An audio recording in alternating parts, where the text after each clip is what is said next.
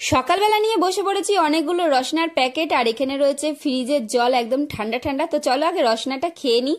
রসনা খেয়ে বসে পড়েছি। সকালবেলার টিফিন মুড়ি আর ঘুগনি। কে কে খাবে বন্ধুরা তোমরা চলে আসো। আর মুড়ি ঘুগনি খেয়ে যাব ভোট দিতে, কিন্তু বাইরের ওয়েদারটা খুবই খারাপ, বৃষ্টি ঝড় নামলো বলে। তো যতই চাই বৃষ্টি ঝড় হোক, ভোট তো দিতে যেতেই হবে। তো বৃষ্টি ঝড় কমে যাওয়ার পরে বেরিয়ে পড়েছি ভোট দিতে।